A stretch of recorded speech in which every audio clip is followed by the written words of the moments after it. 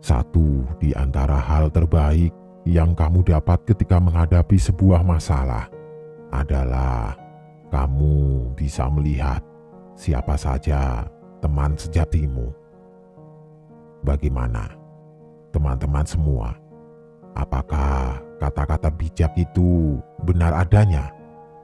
Sambil menunggu jawaban teman-teman semua, izinkan Mimin membawakan satu lagi cerita horor buat kalian yang kali ini berjudul Diguna-guna Dinikahkan dengan Pohon Tua, dari akun Twitter @penulismalam94.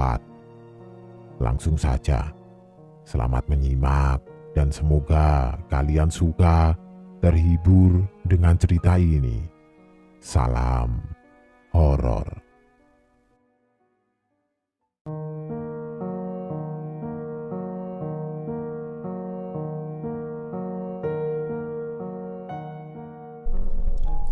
Namaku Sri.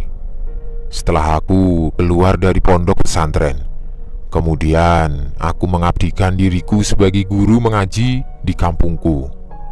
Walaupun uang yang kudapat tidak seberapa, namun aku tetap mengabdikan diriku untuk mengajarkan ilmu agama kepada anak-anak sekolah dasar. Kegiatan itu aku lakukan selama hampir 8 tahun. Hingga pada suatu ketika aku ditawari oleh salah seorang kerabat lamaku yang sudah sukses menjadi pengusaha di Tanah Minang. Sebut saja namanya Dewi. Dewi mengajakku untuk bekerja membantu usaha suaminya dalam menjalankan bisnis pakaian di pasar Pariaman. Aku sempat meminta waktu untuk berpikir karena perjalanan yang akan kutempuh akan memakan waktu yang panjang. Sekaligus aku harus sudah siap menghadapi rasa rindu kampung halaman di tanah perantauan. Singkat cerita, tepat di bulan Januari tanggal 7 tahun 1980, aku memantapkan hati untuk menyusul Dewi. Sebenarnya alasanku untuk merantau ke Tanah Minang sendiri karena belum lama ibu dan bapakku telah berpulang ke hadirat Tuhan, sehingga aku sudah tidak lagi memiliki beban tanggung jawab untuk merawat beliau sebagai bentuk baktiku terhadap orang tua.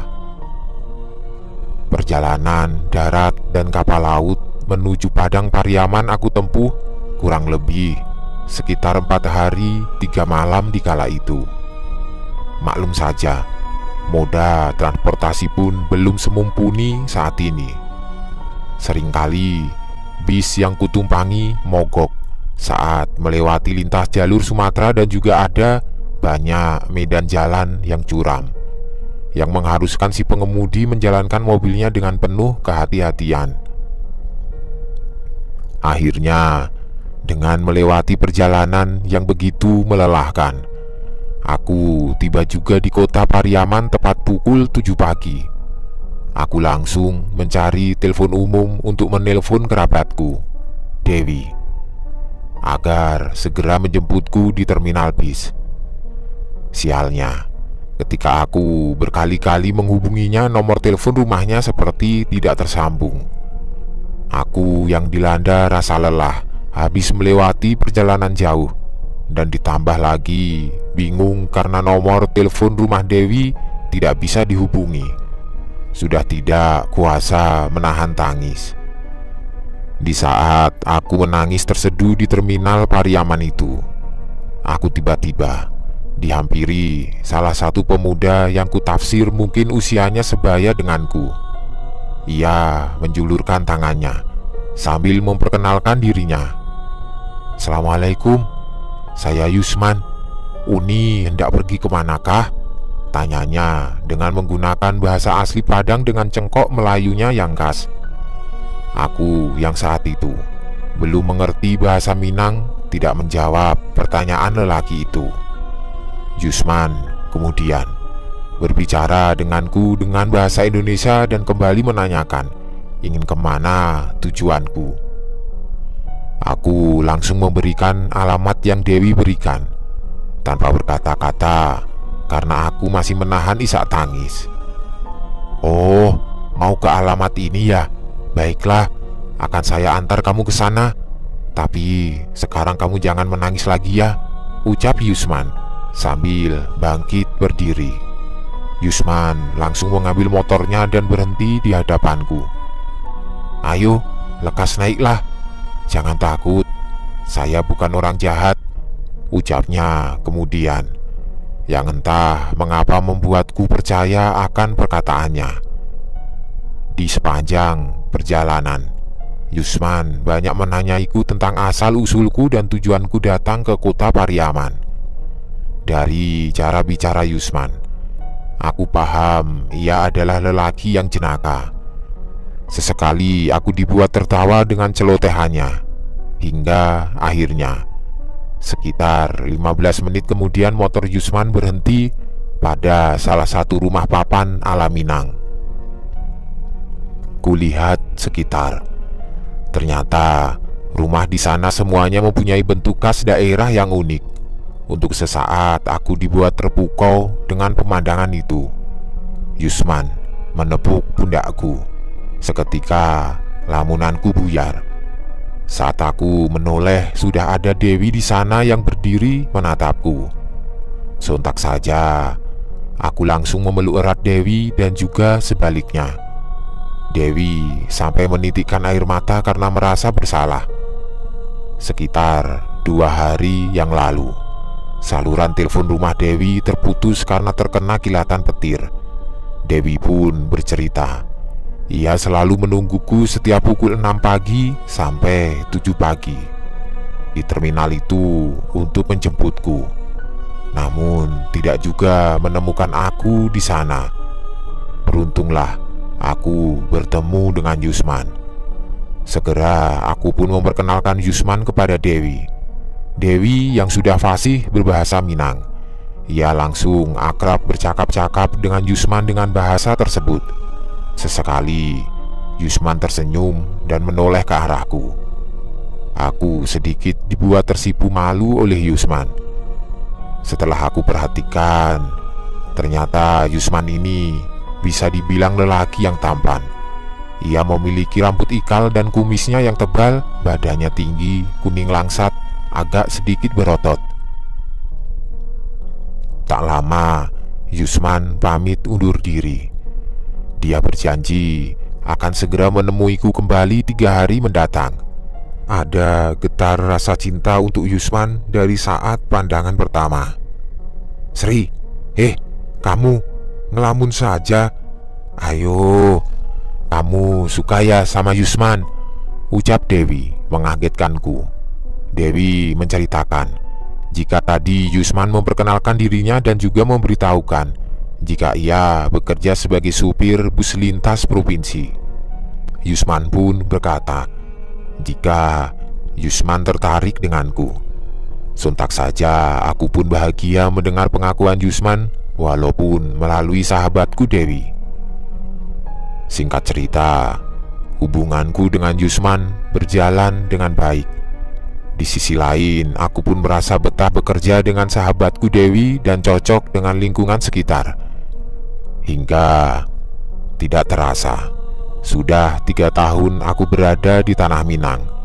Yusman memberanikan diri untuk melamarku. Karena aku yang sudah kepincut dengan Yusman, aku langsung saja menerima tawaran itu. Jarak antara keluargaku di kampung dan keluarga Yusman di Pariaman tidak membuat kendala yang berarti untuk kami tetap melangsungkan pernikahan, walaupun tanpa ada wali dari pihakku. Di awal pernikahanku dengan Yusman, semua berjalan dengan baik. Aku pun menyayangi kedua orang tua Yusman seperti aku menyayangi kedua orang tuaku sendiri. Kebahagiaan kami ditambah saat aku mengandung anak pertamaku, Vindi. Saat kandunganku berumur 7 bulan, sifat Yusman menjadi berubah 180 derajat. Yusman jadi sering bermabuk-mabukan dan sering tidak pulang. Ia selalu beralasan jika dirinya bekerja menyupiri bis sampai ke Pulau Jawa. Anehnya, ketika Yusman pulang, sepeser pun ia tidak memberikanku uang. Yang ada uang dari hasil kerjaku harus diambil paksa oleh Yusman untuk bermabuk-mabukan. Pernah suatu hari, aku memergoki Yusman berada di terminal bis sambil bermabuk-mabukan dan berjudi. Tidak hanya sampai di situ, Yusman pun tega bermain gila dengan perempuan muda berpakaian seksi. Aku benar-benar amat terpukul dengan apa yang baru aku lihat. Aku seolah tidak menyangka Yusman bisa dengan tega berbuat demikian. Saat Yusman melihatku berdiri mematung di terminal bis, Yusman malahan dengan beringas menjambak kerudungku dan membukanya. Entah apa maksud Yusman, namun perlakuan itu menurutku sudah sangat keterlaluan. Aku kembali ke rumah orang tua Yusman dengan tidak hentinya menitikkan air mata. Belum cukup Yusman mempermalukanku di depan orang banyak, kini Yusman dengan sengaja membawa perempuan itu kepada kedua orang tuanya untuk segera meminta dinikahkan. Seperti tersambar petir di siang bolong, aku bahkan sampai pingsan dibuatnya.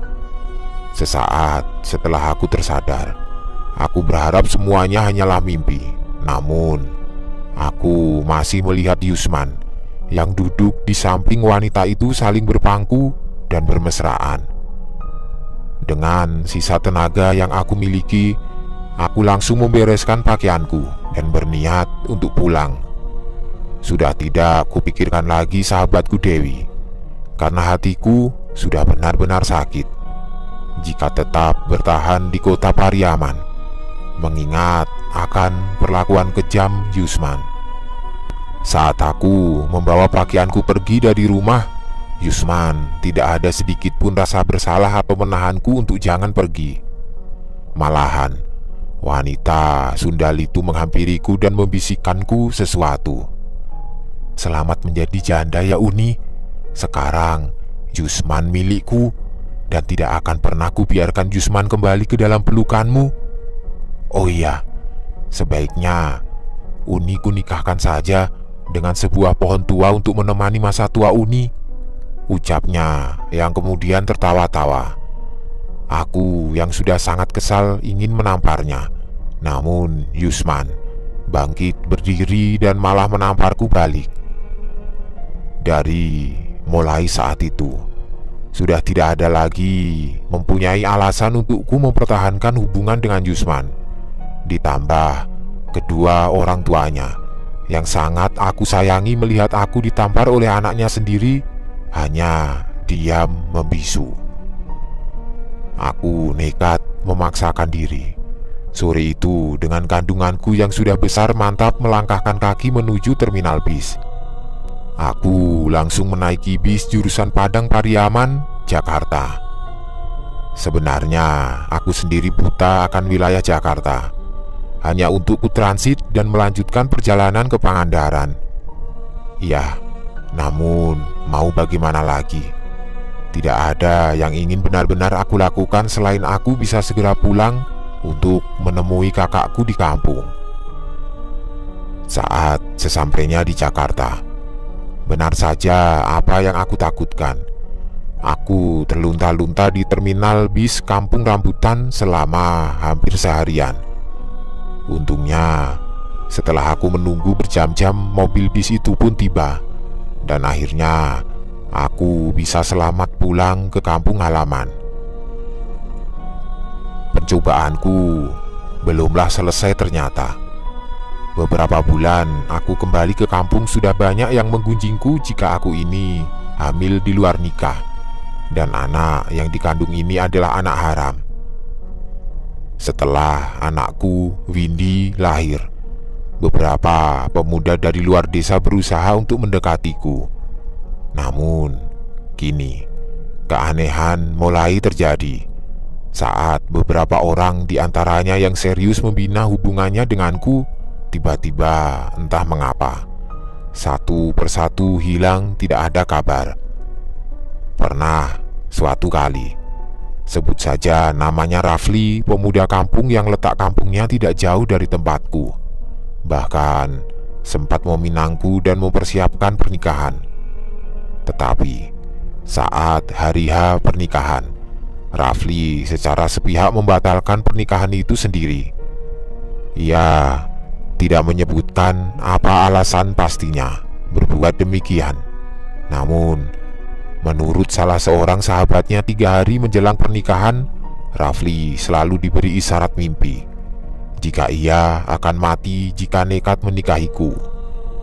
Sungguh, alasan yang diberikan Rafli itu menurutku di luar dari logika manusia. Saat Rafli membatalkan secara sepihak pernikahan itu tepat di hari H acara, entah bagaimana aku harus menutupi rasa malu. Aku selalu mencoba untuk tetap tegar bertahan, namun bagaimanapun aku adalah seorang wanita yang memiliki perasaan. Setelah kejadian itu, aku menjadi enggan keluar rumah hanya untuk sekedar pergi ke pasar. Hingga suatu hari, di saat aku sedang berada di rumah kakak perempuanku, teman suaminya tiba-tiba mengajakku berkenalan. Aku mencoba bersikap baik dengannya, sebut saja nama orang itu Herman. Semakin hari, Herman terlihat akan keseriusannya kepadaku. Herman pun menyayangi Windy seperti anaknya. Tetapi bukannya luluh, aku menjadi benci sekali dengan Herman. Entah mengapa, setiap ada Herman di sisiku, aku merasa sangat risih. Padahal ia adalah pria yang sangat baik. Herman adalah seorang duda yang belum mempunyai anak. Seharusnya jika saja pikiranku sehat, aku akan memilih Herman sebagai pasanganku. Namun, aku sendiri tidak mengerti rasa benci pada Herman yang tanpa sebab mengalahkan segalanya. Bisa ditebak bagaimana akhirnya? Iya, aku pun memutuskan hubungan dengan Herman dengan dalih tidak adanya kecocokan. Namun, setelah Herman berpaling, perasaan benciku ini berbanding terbalik. Aku hampir frustasi dibuatnya. Tapi apalah daya, mungkin perlakuanku terhadap Herman saat itu sudah keterlaluan, hingga Herman benar-benar sudah tidak mau sekedar menjadi sahabatku. Bangkit dari rasa keterpurukanku, aku kemudian memutuskan untuk menjadi TKW ke Arab Saudi dengan hanya bermodalkan kemampuan bahasa Arabku dulu selagi belajar di pondok pesantren. Aku sadar aku harus bekerja keras mencari uang untuk anakku Windy yang aku titipkan sementara kepada kakak perempuanku Yati. Sejenak memang aku berhasil melupakan masalah percintaanku yang kandas di tanah air. Selama hampir 8 tahun aku bekerja di Arab Saudi tanpa sempat aku memikirkan percintaan. Walaupun tidak munafik, sebenarnya ada rasa rindu untukku membina keluarga. Hingga pada tahun 1997 aku kembali pulang ke Indonesia. Di tahun yang sama, Dewi, sahabat lamaku, kemudian menemuiku di kampung bersama dengan Yusman. Sungguh saat itu aku kaget melihat Yusman datang bersama dengan Dewi dan suaminya. Yusman memintaku untuk kembali ke Pariaman dan bersumpah akan berlaku baik. Aku memberikan kesempatan kepada Yusman untuk memperbaiki diri dan membawa serta anakku Windy. Kebetulan saat itu bertepatan dengan kenaikan kelas Windy dari SD menuju SMP. Selama di perjalanan, Yusman berperilaku sangat baik dan terlihat sangat menyayangi Windy. Baru saja hatiku mulai sedikit merasa lega. Tepat seminggu aku berada di Pariaman, perlakuan Yusman kini berubah menjadi beringas kembali. Aku yang sudah kadung datang di kota Pariaman dan menyekolahkan Windy di sini. Dengan terpaksa, meminta bantuan Dewi dan suaminya untuk memberiku pekerjaan sekaligus tempat tinggal. Akhirnya aku kembali bekerja dengan keluarga Dewi, namun sebagai asisten rumah tangga di rumahnya, karena posisi untuk menjaga toko di pasar sudah terisi oleh orang lain. Setelah Windy lulus SMP, aku memutuskan untuk membawa Windy pulang ke kampung halamanku kembali. Alasanku saat itu aku menerima perjodohan yang dilakukan oleh kakak laki-lakiku. Aku dan Rahmat melakukan perkenalan dengan cara ta'aruf. Semua berjalan dengan lancar sampai keluargaku memutuskan untuk mengadakan acara pernikahan di hari yang ditentukan. Namun, lagi dan lagi, 2 hari sebelum acara pernikahan itu, Rahmat dan keluarganya tiba-tiba kembali membatalkan secara sepihak. Karena malu, aku hampir saja bunuh diri. Namun untung saja nyawaku masih bisa terselamatkan. Aku mengalami koma selama 2 hari karena terlalu banyak meminum cairan serangga. Kakak laki-lakiku, Aceng, sampai membawakan seorang ustazah yang ternyata pandai dengan ilmu kebatinan. Awalnya Kang Aceng meminta sang ustazah untuk mendoakanku dan memberikanku penghiburan. Namun dari beliaulah awal pertama aku menyadari ada hal yang tidak beres di tubuhku ini. Sang ustazah berkata untuk segera dilakukan ruqyah agar mengusir segala guna-guna jahat yang ada di tubuhku. Setelah aku diperbolehkan pulang dari rumah sakit, aku dan Kang Aceng, kakakku, segera menemui Ustazah Aisyah di kediamannya. Tanpa basa-basi, Ustazah Aisyah kemudian melakukan ritual ruqyah kepadaku. Aku ingat saat beliau membaca sebuah surat Al-Baqarah dan kemudian surat Al-Jin, tubuhku tiba-tiba terasa bergetar hebat.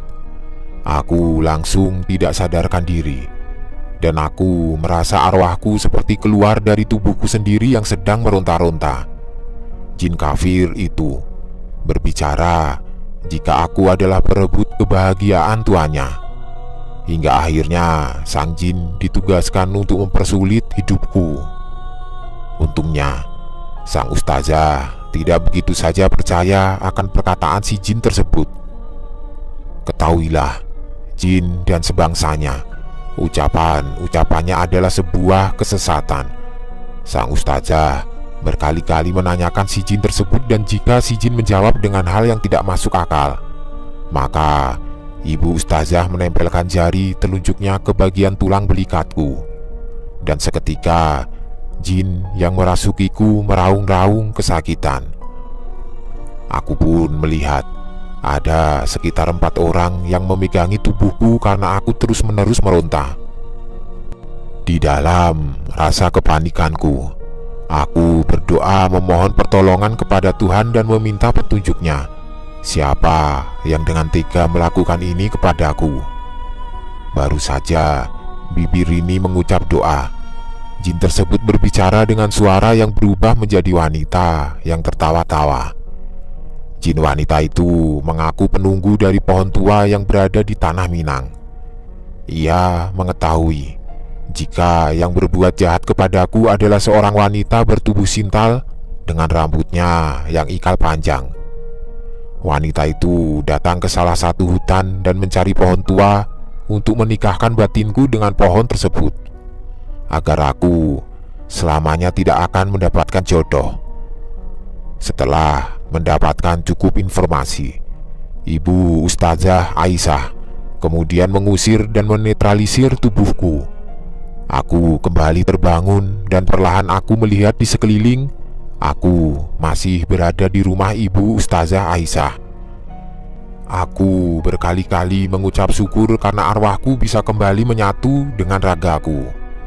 Tidak tahu mengapa air mataku mulai menetes. Ada rasa sesak di dalam hati mengingat pengakuan si jin wanita tadi. Aku yakin ini adalah perbuatan si wanita sundal itu. Aku pun tidak habis pikir ia benar-benar mengirimkan guna-guna kepadaku. Padahal ia sudah berhasil mendapatkan jusman dariku. Tidak hanya sampai di situ, Ibu Ustazah pun berkata jika aku harus melakukan ritual puasa mutih selama 40 hari 40 malam, beserta niat untuk memohon pertolongan dari Tuhan. Aku pun langsung menyetujui persyaratan tersebut. Bagiku, puasa mutih 40 hari 40 malam pernah aku lakukan saat aku berada di pondok pesantren. Keanehan lain mulai terjadi saat 3 hari aku puasa mutih.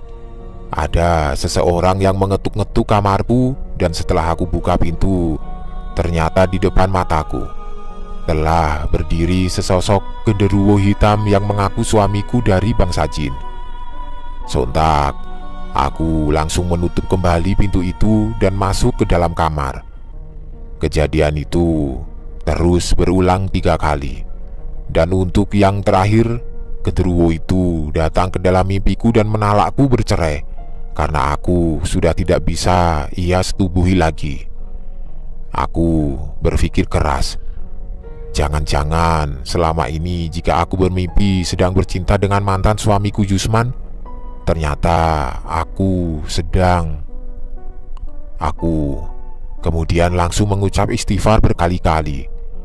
Aku tidak ingin mengingat kejadian hal-hal yang buruk lagi tentang pohon tua itu. Tepat setelah 40 harinya aku berpuasa, aku kembali ke rumah Ibu Ustazah Aisyah bersama Kang Aceng. Aku menceritakan semua kejadian menyeramkan selama aku berpuasa 40 hari. Sang ustazah itu tersenyum dan memberikan aku air yang telah didoakan. Ia kemudian berkata, "Sudah selesai pernikahan goib itu dengan pohon tua. Yang kemarin kamu lakukan adalah cara untuk bisa dicerai batin dari bangsa jin itu. Langkah terakhir untuk penetapannya, aku diminta untuk menalak cerai si pohon tua yang sebenarnya aku sendiri tidak tahu bagaimana bentuknya." Aku dengan suara yang lantang mengucapkan talak yang disaksikan oleh Kang Aceng dan Ibu Ustazah.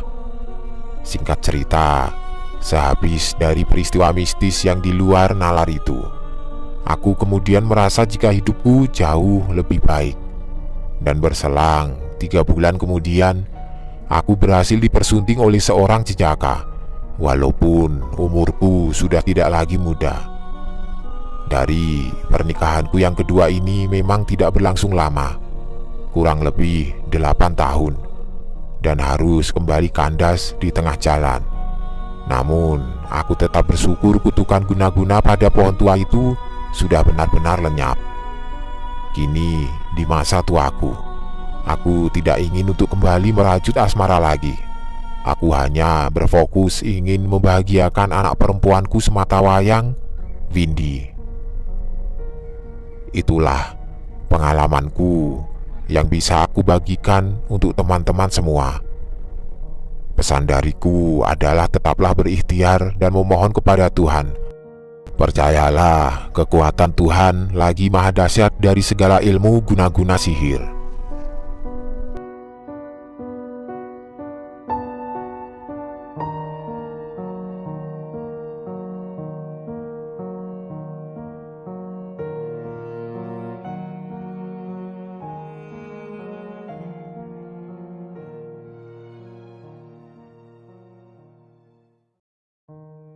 Salah satu cerita horor dari akun Twitter @penulismalam94 akan Mimin bawakan buat kalian.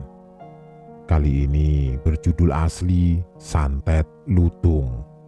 Penasaran dengan teror seram apa yang terjadi?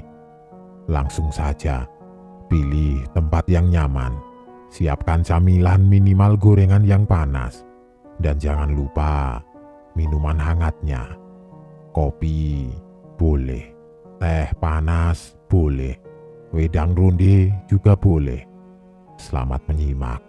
Semoga terhibur dan salam sehat sukses selalu buat kita semua.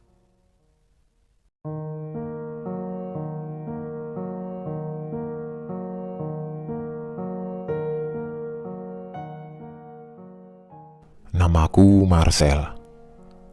Kali ini aku akan bercerita tentang anak buah waktu kerja di outsourcing parkir Jakarta. Sebut saja namanya Diah. Diah ini anak baru di perusahaanku sebagai operator kasir yang kerjanya di pos membuka palang otomatis. Aku dan Diah ini bisa dibilang dekat karena mungkin awal dia masuk kerja yang training adalah aku. Singkat cerita, suatu hari Diah ini matanya sembab sekali, seperti habis menangis seharian. Karena si Diah ini memang anaknya juga dekat dengan teman-teman yang lain. Akhirnya Diah ini diceng-cengin oleh mereka atau dipecandain kalau dia semalam menangis karena habis diputuskan oleh pacarnya, yang memang pacar dia juga jadi OB di gedung itu. Biasanya Diah ini orangnya juga lucu, sebagaimanapun dipecandain tidak pernah baper. Cuma pas hari itu Edo, Fikri, Denny, dan Ilham yang bercandain dia malah jadi tidak enak hati sendiri karena dia cuma diam dan malah menangis lagi sesenggukan. Karena dirasa kondisinya tidak memungkinkan buat Diah ini melanjutkan kerja, aku sebagai leader mereka mengambil keputusan untuk Fikri. Oh ya, Edo, Fikri, Denny, dan Ilham ini petugas area parkir. Aku mengambil keputusan untuk Fikri menggantikan dia untuk jaga pos. Dan inilah awal cerita dari santet lutung saat dia tiba-tiba menceritakan apa yang sebenarnya membuat dia menangis sebegitu hebatnya. Dia hari itu hampir tidak henti-hentinya menangis pilu. Ku beri ia sebotol air mineral untuk menenangkan hatinya. Setelah beberapa saat, ia puas menumpahkan air matanya.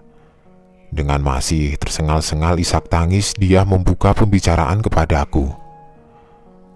"Pak, maafkan Diah ya, malah buat keributan di tempat kerja," ucapnya lirih. Aku yang penasaran kemudian menanyakan, "Diah, maaf, apa kamu tersinggung dengan candaan teman-temanmu tadi?" Dia menggelengkan kepalanya. "Bukan kok Pak, sama sekali tidak ada hubungannya dengan mereka," jawab dia. Karena aku yang masih belum menemukan jawaban, aku kembali menanyakan mengapa dia menangis sebegitu hebatnya.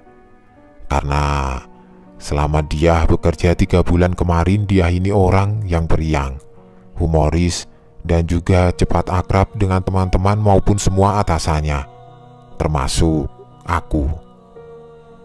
Dia kemudian mulai bercerita kronologi kejadian saat ia masih di kampungnya Subang, sekitar 5 bulan yang lalu.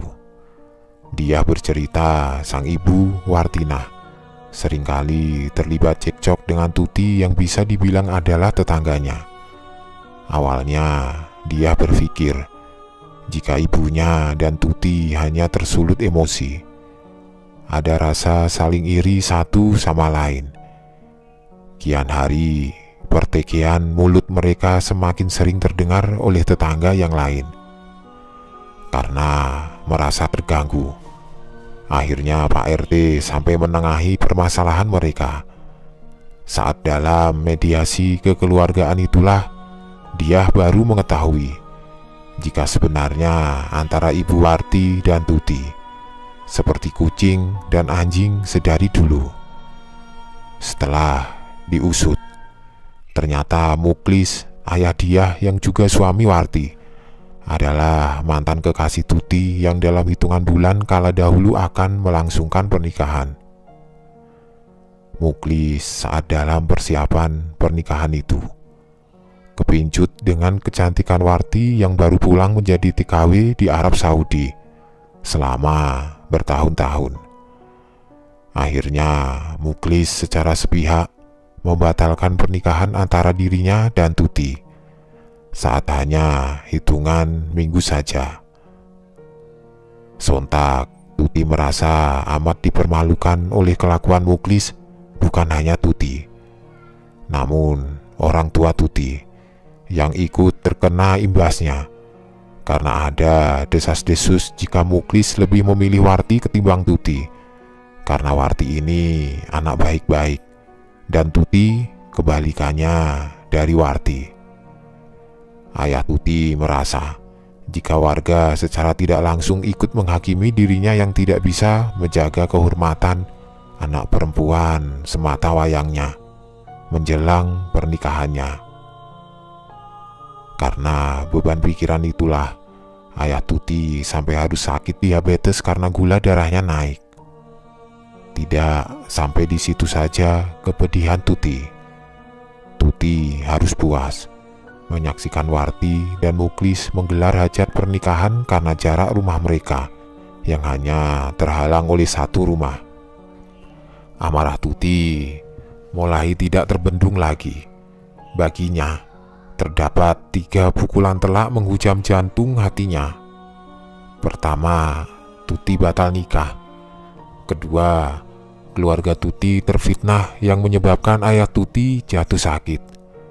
Dan yang ketiga, Tuti harus puas menyaksikan dengan terpaksa calon suaminya malah bersanding dengan wanita lain. Tuti lantas memutuskan untuk menjadi TKW ke Malaysia karena menghindari rasa sakit dan juga traumanya di kampung. Selain itu, Tuti masih mempunyai niat yang mulia, yaitu ingin mencari uang agar ayahnya bisa berobat dengan layak. Setelah 2 tahun bekerja di Malaysia, berhembus kabar jika Tuti dipersunting oleh pria asal negeri jiran itu. Dari semenjak saat Tuti dipersunting, ia jarang sekali pulang ke Indonesia. Bahkan bisa dibilang hanya 4 tahun sekali ia baru pulang. Saat ayah Tuti wafat, Tuti pun tidak terlihat batang hidungnya.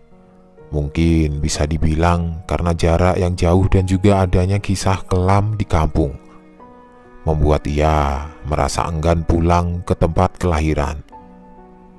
Singkat waktu, tahun 2015 awal, tiba-tiba Tuti pulang ke Indonesia sendiri tanpa membawa suami ataupun anaknya. Dari mulai itulah perselisihan klasik antara Warti dan Tuti pun berlanjut.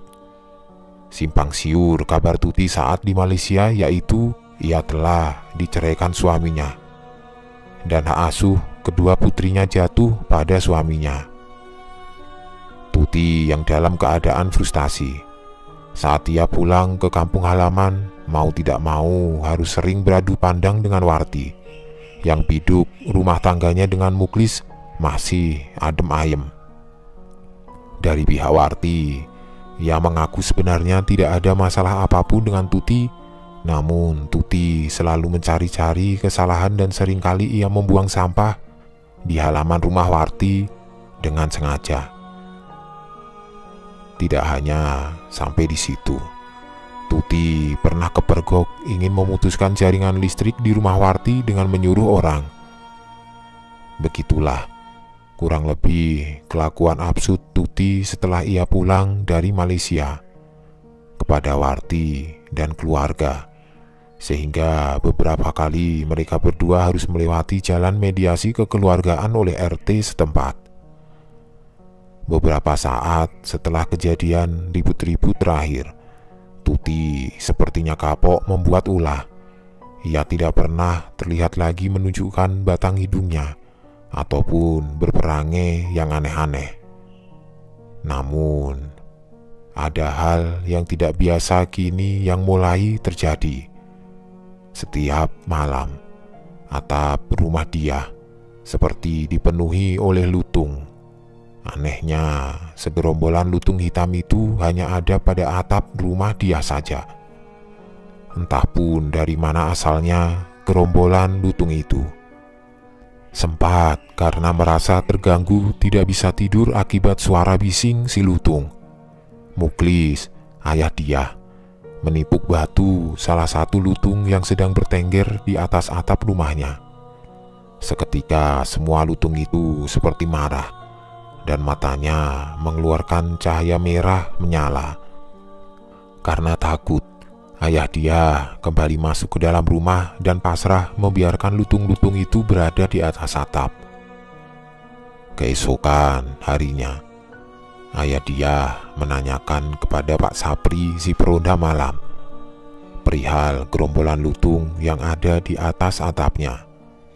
Namun Pak Sapri hanya tertawa mendengar pertanyaan Muklis.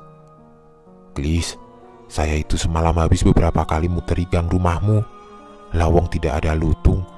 Jangankan gerombolan, satu lutung pun tidak ada yang kelihatan," sambil diiringi gelak tawa. Pak Sapri menerka jika yang dialami oleh Muklis adalah sebuah halusinasi saja. Muklis yang tidak puas mendapatkan jawaban dari Pak Sapri pulang dengan rasa yang berkecamuk. "Aneh, saya jelas mendengar ada riuh suara lutung di atap dan jelas ada banyak lutung yang bergerombol. Namun kenapa Pak Sapri tidak melihat ya?" batinnya. Saat Muklis sampai di rumah dan ingin mengambil makan di dapur, ia kaget. Di dapur rumahnya sudah ada 4 ekor lutung sedang memakan lauk pauk yang sudah disajikan Warti untuk makan siang keluarga kecilnya. Muklis yang kesal, ia mengambil balok kayu kecil di belakang rumahnya dan menggebah lutung-lutung itu supaya keluar. Namun dengan sigap, lutung-lutung itu menghindari pukulan Muklis dan kembali. Matanya mengeluarkan cahaya merah menyala dan menunjukkan taringnya seolah ingin mengoyak tubuh Muklis. Salah satu dari lutung itu melompat ke arah Muklis dan langsung menggigit leher Muklis sampai berdarah-darah. Setelah ia puas menggigit Muklis, anehnya dengan cepat kawanan lutung itu menghilang. Dia yang sewaktu itu kebetulan baru pulang dari rumah temannya langsung membawa sang ayah ke puskesmas terdekat untuk diberikan pertolongan pertama. Segera Muklis diberi suntikan anti rabies dan harus menerima 5 jahitan di lehernya. Beruntung gigitan lutung itu tidak berakhir fatal. Dia pun mengaku sebenarnya ia pernah merasa ikut terkena teror santet lutung itu.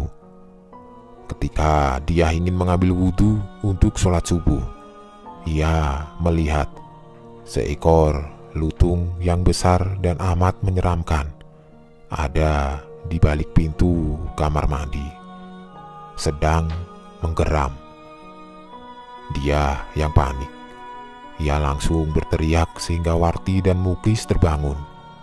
Saat dia melihat kembali bersama-sama ayah dan ibunya, tidak ada apapun di balik pintu kamar mandi tersebut. Teror berpindah kepada Warti. Warti ditunjukkan oleh sosok lutung yang sama seperti yang dilihat oleh dia.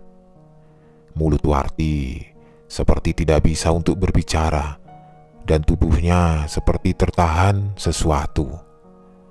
Warti mengucap doa-doa dan memasrahkan semua ke dalam tangan yang maha kuasa. Hingga akhirnya si sosok lutung besar hitam itu menghilang.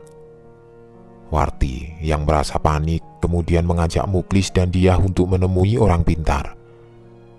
Baru saja mereka bertiga masuk ke dalam rumah si orang pintar, terlihat ada 2 ekor lutung yang duduk menatap tajam mereka dari luar rumah si orang pintar. Kemudian orang pintar itu berkata, "Kalian lebih baik pulang atau cari orang pintar lain. Saya tidak bisa membantu kalian. Ilmu hitam santet kiriman lutung ini sangat kuat," jawab si orang pintar pertama. Muklis kemudian mengajak dia dan istrinya pergi ke perbatasan antara Subang dan Bandung. Di sana Muklis menemui salah satu orang pintar atas rekomendasi ayahnya Muklis. Dari orang pintar yang kedua itulah baru diketahui jika penebar teror lutung adalah berasal dari tetangga yang terdekatnya, Muklis dan Warti.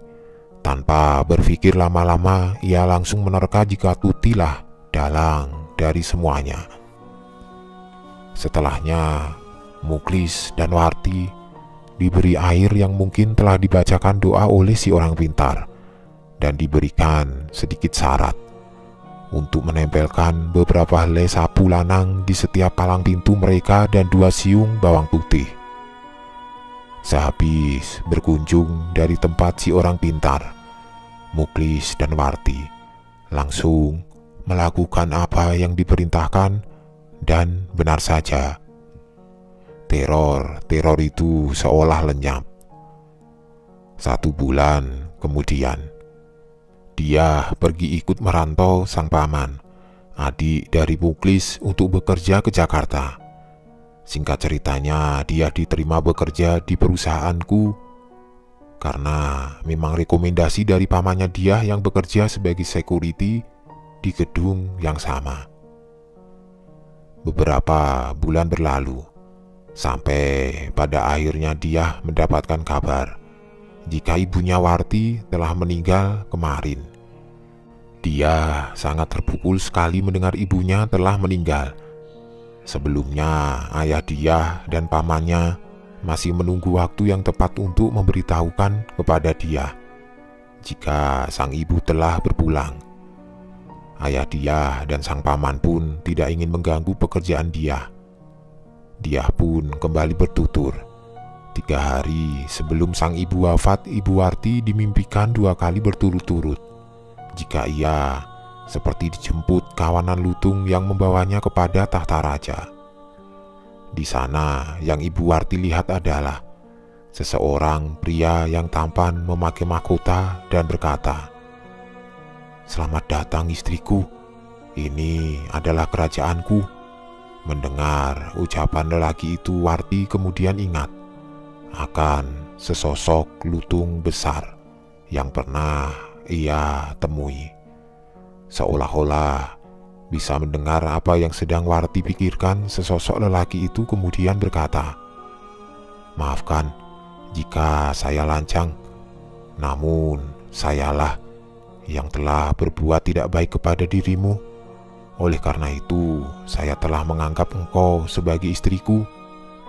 Ibunya dia pun bercerita kepada suaminya jika ia harus kembali ke kerajaan dan menjadi istri dari lutung yang kala itu sudah berwujud manusia dengan menggunakan baju kerajaan zaman dahulu. Muklis yang tidak percaya hanya menjawab, "Sudahlah Bu, hanya bunga tidur saja. Toh lagian gangguan dari teror lutung itu sudah tidak pernah muncul lagi." Ucapan suaminya itu bisa masuk ke dalam logika Warti. Ia menganggap itu semua hanyalah mimpi belaka. Namun naas, tepat di hari ketiga Warti sudah meninggal. Saat Warti sedang tertidur, Muklis yang panik segera membawa Warti menuju ke puskesmas, namun sayang, nyawa Warti sudah tidak tertolong. Setelah pemakaman Warti, Muklis yang di rumah sendirian, ia didatangi seekor lutung. Muklis yang marah. Kemudian ia mengambil sebilah golok dan menebaskannya. Namun, lagi-lagi, lutung itu berhasil kabur menghindar. Masih amat kesal, Muklis langsung merangsek mendobrak pintu rumah Tuti. Muklis yakin ini semua ulah perbuatan Tuti. Tetapi sayangnya, Tuti sudah pergi ke Malaysia sebulan yang lalu. Tidak ada yang bisa dimintai pertanggungjawaban karena si tersangka sudah terlebih dahulu kabur ke negeri jiran. Malam harinya, saat tahlil pertama di rumah Warti, banyak orang-orang yang menyaksikan ada seekor lutung yang tiba-tiba masuk ke dalam rumah dan melompat masuk ke dalam kamar Warti dan Muklis, lalu menghilang. Beberapa warga percaya Itu adalah jelmaan Warti yang menjadi lutung karena meninggal di guna-guna. Alhasil, malam tahlil menjadi buah bibir bagi warga sekampung.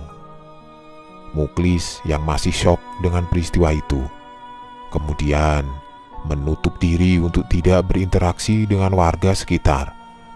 Muklis malu menerima kenyataan istrinya kini telah menjadi lutung jadi-jadian. Muklis hanya bisa menceritakan semua keluh kesahnya kepada adiknya, yaitu Paman Diah. Dan lalu pamannya menyampaikan peristiwa yang memilukan itu kepada Diah. Setelah Diah menceritakan semua pengalamannya, aku langsung memanggil Pak Suhar, Paman Diah, yang kebetulan saat itu sedang berjaga di lobi tengah gedung. Aku memberitahukan Pak Suhar jika sebaiknya Diah hari ini dibebas tugaskan dahulu, melihat kondisinya yang masih sangat terpukul atas perembukan bersama rekan-rekannya yang lain.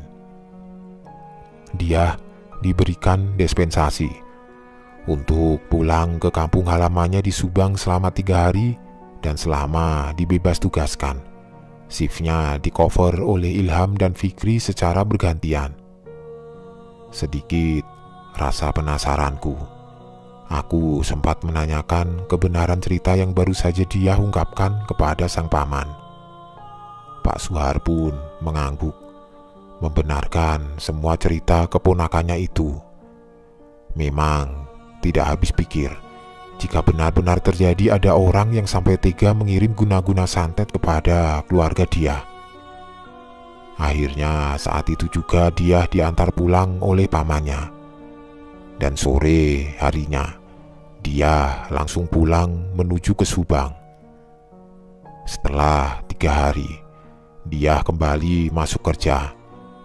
Kali ini ia masuk kerja seperti biasanya. Ia terlihat sudah lebih tenang dan mulai bercanda dengan rekan-rekannya yang lain. Aku kala itu hanya membatin, syukurlah kalau dia sudah baik-baik saja. Mungkin dia sudah bisa legowo sekarang. Dia kemudian tersenyum menatapku dan melambaikan tangannya dari pos pintu keluar. "Pak, sini Pak, saya punya oleh-oleh ini buat Bapak. Teman-teman yang lain sudah saya bagi satu-satu," celotehnya. "Aduh, jadi repot-repot begini dia. Sebelumnya makasih ya, sudah membawakan saya oleh-oleh," jawabku sungkan. Dia kemudian bercerita, "Pak, saya yang seharusnya berterima kasih atas kebaikan Bapak mengizinkan saya pulang dan teman-teman semua. Saya akhirnya bisa bertemu dengan Ibu, walaupun untuk yang terakhir kalinya." Dia kemudian melanjutkan pembicaraannya. "Sehari setelah sampai ke Subang, saya langsung ziarah ke makam Ibu. Kemudian saya diajak Bapak untuk menemui orang pintar di perbatasan Subang-Bandung untuk menanyakan perihal lutung yang masih meresahkan Bapak. Dari si paranormal tersebut saya mengetahui jika ibu saya ternyata diculik secara paksa ke alam jin dan dinikahi oleh si Raja Lutung. Niatan awal dari si tetangga pengirim guna-guna lutung itu agar supaya keluarga Bapak tidak tenang hidupnya dan selalu merasa terteror. Namun naasnya si pemimpin lutung menaruh hati kepada ibu, sehingga menyebabkan ibu diambil jiwanya ke alam jin. Bahkan menurut pengakuan dia, ia dan ayahnya didatangi lutung yang memandangi dari kejauhan sewaktu di makam ibunya. Terlihat samar-samar si lutung itu menintikkan air mata dan kemudian berlalu pergi. "Bu, Ibu yang tenang ya di sana. Jangan lagi Ibu mengkhawatirkan saya dan Bapak. Ibu doakan saya saja ya Bu. Semoga saya bisa membahagiakan Bapak." Itulah doa terakhir yang dia panjatkan di atas nisan ibunda tercintanya. Dia dan sang ayah mencoba mengikhlaskan semua yang terjadi. Ayah dia, Muklis, sebenarnya adalah orang yang paling merasa bersalah atas kematian Warti. Andai mungkin saja dahulu ia tidak menyakiti perasaan Tuti, tidak akan sampai begini ceritanya. Namun, itu semua hanyalah andai-andai yang telah menjadi sia-sia. Mungkin pesan dari cerita ini adalah berhati-hatilah bersikap, apalagi sampai harus menyakiti perasaan orang lain. Orang yang sakit hati rentan melakukan tindak kejahatan baik yang terlihat maupun yang tidak terlihat.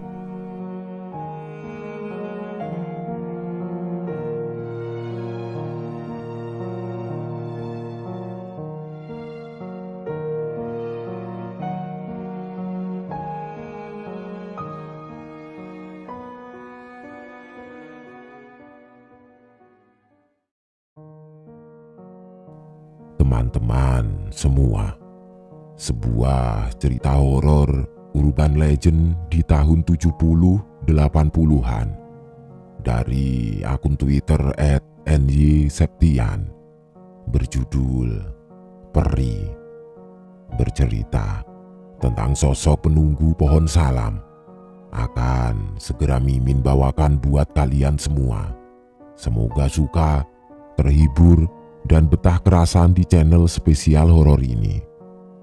Langsung saja, buat kalian yang sudah tidak sabar, buat kalian yang penasaran, selamat mendengarkan dan salam horor.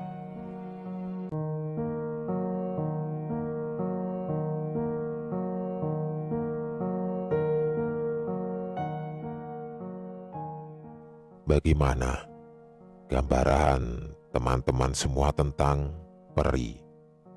Cantik, mungil, bersayap. Kalau di Jawa Timur, peri tidak secantik yang kalian bayangkan. Sudah siap dengan deskripsiku tentang peri dalam ceritaku kali ini? Mari kita flashback saat usiaku masih 7 tahun, sekitar tahun 1999. Aku tinggal bersama nenek dan kakek dari bapak, karena orang tuaku di kabupaten lain sibuk bekerja. Hanya pada hari Sabtu dan Minggu saja kami bisa bertemu. Saat pertama kali aku pindah dibawa ke rumah nenek Katia, tidak ada perasaan excited sama sekali, justru aku merasa aneh. Karena rumah nenek dikelilingi kebun. Di belakang rumahnya terdapat rimbunan pohon bambu dan satu pohon salam yang cukup besar. Suasananya sama seperti kampung kelahiranku. Hanya saja, kalau ingin ke jalan raya provinsi hanya perlu jalan kaki karena jaraknya hanya 100 meter dari rumah. Dan tetangga kami jaraknya dekat-dekat. Aku masih ingat jelas saat pertama kali datang ke sini, beberapa malam aku tidak bisa tidur. Kata bapak, tidak kerasan karena belum terbiasa tidur di sana. Karena hari sudah larut malam, namun aku tidak kunjung tidur. Akhirnya kakek mempunyai ide. Beliau mendengarkan aku sebuah cerita. Mungkin kakek berpikir dengan menceritakan kisah-kisah menakutkan bisa membuatku lekas tidur. Dengan antusias, aku mendengarkan apa yang kakek ceritakan, yaitu legenda Mbak Suriah. Sumpah, merinding aku menceritakan ini. Kisah ini berawal ketika pohon salam itu tumbuh liar di belakang rumah. Awalnya lingkungan kami aman-aman saja hingga suatu hari beredar rumor. Banyak orang sering melihat wanita cantik saat malam hari di rumah yang tidak jauh dari letak pohon salam tersebut. Ayo cepat tidur, kalau tidak nanti kamu ditakut-takuti Mbak Suriah loh, kata kakek. Otomatis aku yang masih bocah bertanya balik, "Siapa kek Mbak Suriah itu?" Kakek menjawab, "Mbak Suriah itu yang kalau ketawa hihihihihi." Menirukan tertawanya Mbak Kuntilanak. Seketika itu aku meringsek ke dalam selimut menyadari ketakutanku. Kakek melanjutkan, "Mbak Suriah itu kalau lihat anak kecil sekarang belum tidur, nanti dia kesini." Tanpa banyak bertanya, aku langsung memejamkan mata berusaha untuk tidur. Keesokan harinya usai pulang sekolah, aku mengingat kembali cerita kakek semalam. Diburu rasa penasaran atas cerita kakek itu, aku berusaha mencari jawabannya. Saat itu, aku sedang bermain di rumah Nia. Saat sedang asik bermain, Nia memarahiku dengan spontan. Aku berkata, "Kamu kalau nakal-nakal nanti kupanggilkan Suriah." Mendengar itu, wajah Nia langsung pucat tampak ketakutan. Sepertinya Nia juga tahu siapa sosok Suriah tersebut.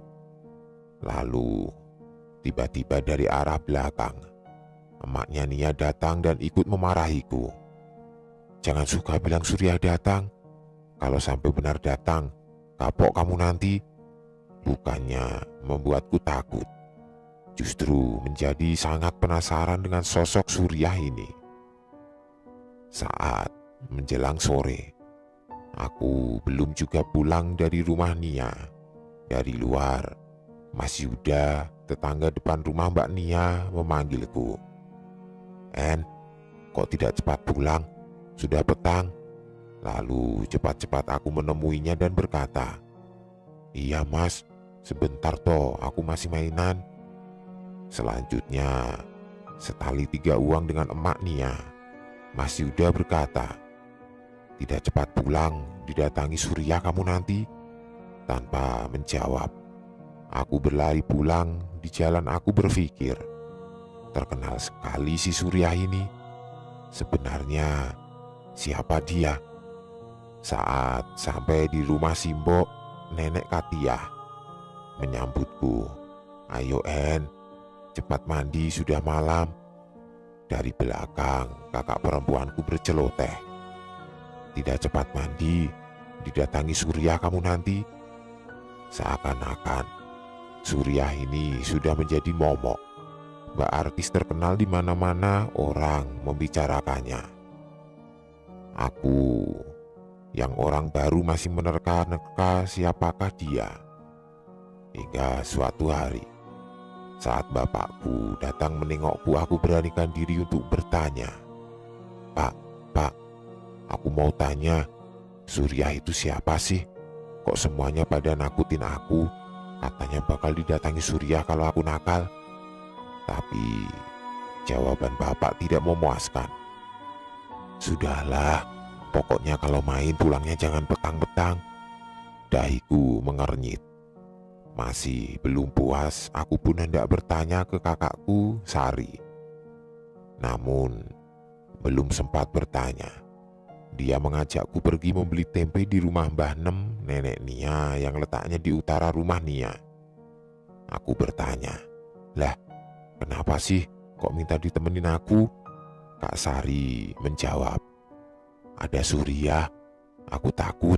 Sudah, jangan dibicarakan, ayo cepat berangkat." Dengan berjalan kaki, kami pun bergegas. Saat berjalan 15 meter dari rumah, kami sampai di tikungan yang gelap. Di sana, Kak Sari tiba-tiba menarik bahuku dan mengajakku berlari kencang. Kami pun berlari tanpa berani menoleh kanan kiri, dan setelah sampai di tempat terang, aku bertanya kenapa lari. Namun Kak Sari justru memarahiku dan aku diminta untuk diam. Akhirnya setelah sampai di rumah, Mbak Sari bercerita, konon katanya di tikungan gelap tadi adalah pertama kali Suriah terlihat di lingkungan kami, di balik pohon kedondong. Namun tempat berdiamnya justru adalah pohon salam besar di belakang rumah. Dari sini aku mulai sadar bahwa si Surya ini memang bukanlah manusia tapi makhluk halus. Akhirnya aku mendesak kakek untuk menceritakan kebenaran tentang makhluk ini yang orang-orang di lingkungan kami sering menyebutnya sebagai peri. Menurut kakek, perwujudannya mirip seperti kuntilanak, perempuan dengan baju putih panjang menutup hampir seluruh tubuhnya. Namun bedanya, peri di sini berparas wajar, artinya sama sekali tidak menakutkan. Bahkan kedatangannya selalu didahului dengan bau wangi. Dok, kalau kamu sedang sendirian menghirup bau wangi, cepat pergi, jangan main sampai petang. Lah, kenapa kek? Apa peri itu benar-benar ada? Nanti kalau sudah tiba waktunya, kamu tahu sendiri. Makanya kalau tidur jangan malam-malam, kalau main jangan sampai petang. Lah, kenapa lagi kek? Mbak Surya keluarnya malam, suka sama anak kecil, kata kakek. Merasa masih belum percaya, aku pun bertanya, lah, rumah Mbak Surya itu di mana kek? Kok hampir semua orang tahu Mbak Surya? Rumahnya di belakang rumah kita, di pohon salam yang besar itu. Tapi Mbak Surya itu bisa sampai kemana-mana. Memang dari kecilnya kakek, Mbak Surya itu sudah ada. Merasa sudah cukup aku berhenti menanyakan itu semua. Lama-lama aku parno, karena tiap malam kakek nenekku selalu mematikan semua lampu sebelum semua tidur. Hingga suatu malam menjadi malam pertama aku melihat siapa itu Mbak Surya. Saat itu semua orang sudah tidur, tidak seperti biasa. Suasananya panas. Mbok Katia lupa tidak menyiapkan air minum di kamar tempatku tidur. Aku pun turun dari pelukan kakek. Dengan meraba-raba aku berjalan ke arah dapur. Di dapur hanya ada satu cahaya lilin saja. Dari kejauhan kulihat sekelebat bayangan perempuan. Kupikir itu adalah nenek. Saat aku mendekat dan mencoba memanggil, tidak ada jawaban sama sekali. Justru semakin dekat dengan dapur aku mencium aroma harum sekali, mirip bunga sedap malam. Kemudian aku teringat dengan cerita kakek. Akhirnya aku urungkan niatku untuk ke dapur. Namun saat aku berbalik, bayangan perempuan itu tepat berada di belakangku. Sadar itu bukan manusia. Aku menunduk dan menutup wajahku dengan kedua tangan, lalu menangis. Aku ketakutan sekali. Mendengar tangisanku, Mbok langsung berlari mendekat dan meraihku. Malam-malam kenapa sampai ke sini? Aku haus, Nek. Lalu kakek turun dari dipan memelukku. Ayo nak, tidur lagi, biar diambilkan minum nenekmu. Kemudian nenek mengambilkanku segelas air. Setelah minum, aku kembali tidur. Keesokan harinya aku bertanya kepada nenek, Mbok, kalau Surya itu kok berani masuk rumah sih, Mbok? Loh, kok tahu kamu kalau yang semalam itu Surya? Aku terdiam sejenak lalu mulai menceritakan. Semalam aku lihat perempuan di dapur, bajunya putih, baunya harum. Itu pasti bukan nenek. Lah, makanya sekarang kalau malam jangan keluar sendirian. Bangunin nenek atau kakek. Mbok mengalihkan perhatianku. Kemudian aku mencoba mengingat kembali wajah perempuan itu. namun sulit karena dalam kondisi ruangan yang gelap hanya terlihat jelas pakaiannya putih dan rambutnya yang menutup dada. Semenjak kejadian itu, aku banyak menghabiskan waktu hanya di sekitar rumah, bermain sendirian. Hingga suatu siang, Kak Sari mengajakku main di rumah Nia. Di sana anak-anak sedang bermain polon. Permainan membubarkan tumpukan batu atau pecahan genteng atau keramik dengan melemparnya menggunakan batu yang lain. Yang lemparannya meleset, akan berjaga dan mencari anak-anak lain yang bersembunyi.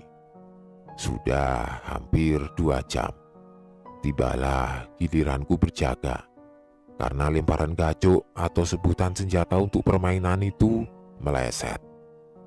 Saat anak-anak yang lain bersembunyi, aku masih menghitung saat aku membuka tangan. Kulihat sepi, artinya teman-temanku sudah bersembunyi. Mencari kesana kemari, satu persatu anak kutemukan. Kurang Kak Sari dan Nia yang belum ketemukan, karena mereka lihai bersembunyi. Hari sudah semakin sore, hingga akhirnya aku memperluas pencarian sampai tidak sadar. Tempatku berdiri sudah dekat dengan pohon salam di belakang rumah. Aku terkejut, bagaimana aku bisa tiba-tiba sampai ke sini? Saat aku ingin kembali, tiba-tiba lagi-lagi kucium aroma wangi bunga itu lagi. Aku merinding, ingin segera pergi, namun langkahku berat, hampir saja aku menangis. Tiba-tiba ada yang menepuk pundakku. Ayo pulang saja, sudah sore. Iya, itu suara Kak Sari. Dalam hatiku, aku merasa lega. Akhirnya kami pulang lewat pintu belakang dapur yang dekat dengan pohon salam itu. Setelah masuk, aku bercerita kepada Kak Sari bahwa saat aku mencarinya tadi mencium aroma wangi seperti bunga sedap malam. Justru Kak Sari memarahiku. Makanya jangan bengong saja. Setelah itu kami berlalu pergi untuk mandi. Di luar pun sudah gelap. Saat kami mandi, tiba-tiba bau itu muncul lagi. Spontan Kak Sari berteriak, "Pak, Bapak, temenin kita." Dari kecil Kak Sari sudah terbiasa memanggil kakek dengan sebutan bapak. Menyadari suara ketakutan Kak Sari, kakek pun datang menemani kami yang sedang mandi dari luar. "Sudah, jangan mainan, cepat masuk ke rumah, sudah malam." Dapur kami letaknya terpisah dengan rumah. Hari itu terasa sangat melelahkan, karena untuk kedua kalinya aku hampir bertemu peri ini. Malam kurasakan sangat lama, hingga keesokan harinya sebelum subuh aku sudah terjaga. Aku merasa takut. Saat aku bangun, ternyata nenek sudah di dapur. Saat mata masih mengantuk, nenek menyuruhku membangunkan Kak Sari. Setelah kami berdua bangun, nenek memberikan kami uang. "Cepat, belikan tempe buat lauk sarapan." Aku kaget. Subuh pun belum. Terdengar di luar sangat gelap. Namun Kak Sari mengangguk, dia takut si Mbok marah. Karena memang Mbok Katiah adalah orang yang tidak bisa dibantah. Dengan langkah kecil, kami berdua mulai keluar dari dapur. Kami saling berpegangan tangan. Kak Sari berkata padaku, "Ada apa-apa, jangan menoleh, jalan terus. Kalau tidak nurut, aku tinggal kamu." Aku mengangguk. Di tempat yang sama, di tikungan pohon kedondong yang gelap dan sunyi, kami berdua mempercepat langkah kaki. Saat tiba-tiba tercium bau wangi sekali. Hatiku sudah menebak itu siapa, namun tidak berani berkata. Saat sudah separuh jalan, dari kegelapan muncul suara gesekan daun-daun kering. Kak Sari menggenggam erat tanganku, berusaha meyakinkan semua baik-baik saja. Ku dengar Kak Sari membaca surat Al-Fatihah. Mungkin dia sangat ketakutan. Tidak lama kemudian, kami melihat cahaya terang. Iya, rumah Mbah Nem. Pintunya terbuka lebar. Cahaya yang keluar dari sana menerangi jalan kami. Hati kami lega. Saat proses jual beli tempe selesai, kami kembali pulang. Harus berhadapan kembali dengan kegelapan. Kak Sari tetap memegang erat tanganku, lalu aku berkata, "Kak, apa tidak ada jalan lain?" Kak Sari menatapku tajam dan menjawab, "Ada, En, tapi ya sama saja, menakutkan." Lalu aku meyakinkan, "Ayo Kak, kita lewat jalan lain saja."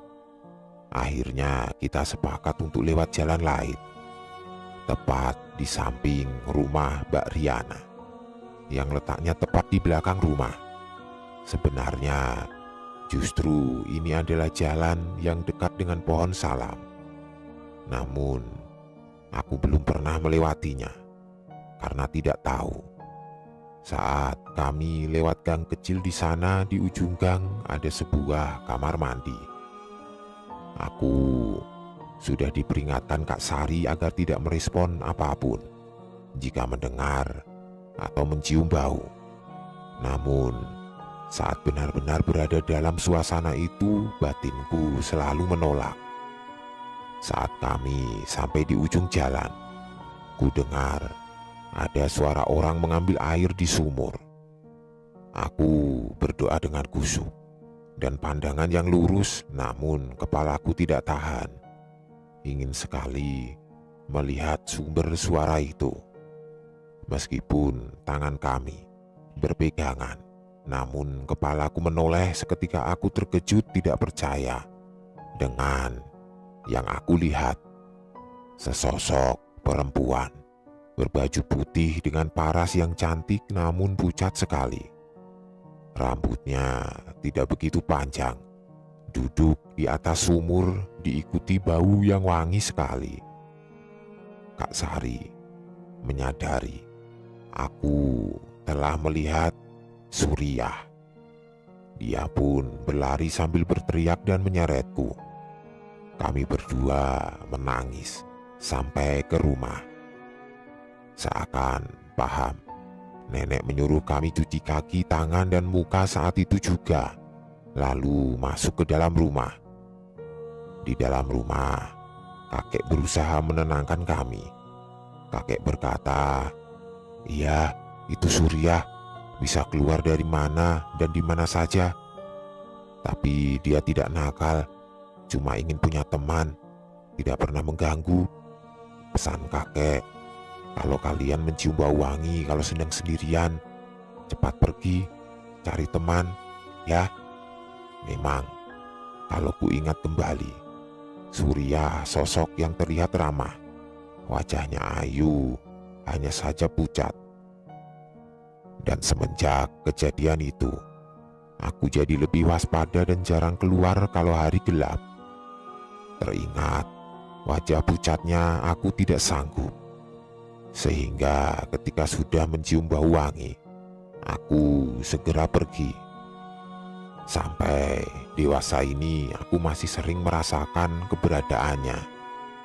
Terakhir merasakan kehadirannya saat bapakku membangun rumah baru, tepat di depan rumah Simbok. Saat itu rumah masih setengah jadi, sudah berdiri dan beratap, namun masih bertembok batako dan beralas tanah. Aku dan Kak Sari bermain petak umpet. Saat itu Kak Sari berjaga dan aku ngumpet di kamar tidur. Saat itu sudah sore. Saat aku bersembunyi, tiba-tiba Aroma wangi menyeruak entah dari mana. Aku menyadari itu tanda kehadiran Surya. Aku segera bangkit dari tempat sembunyi dan berlari keluar. Itulah saat terakhir aku merasakan kehadirannya. Namun, semua orang masih sering melihatnya berkeliaran di lingkungan kami.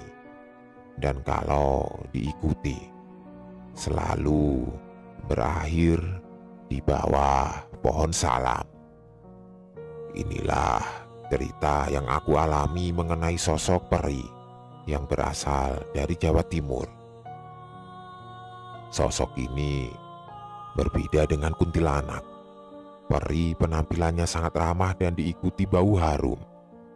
Kalau kuntilanak, yang jelas tidak sama. Menceritakan ini saja masih membuatku sering merinding, karena pohon salam itu masih ada sampai sekarang.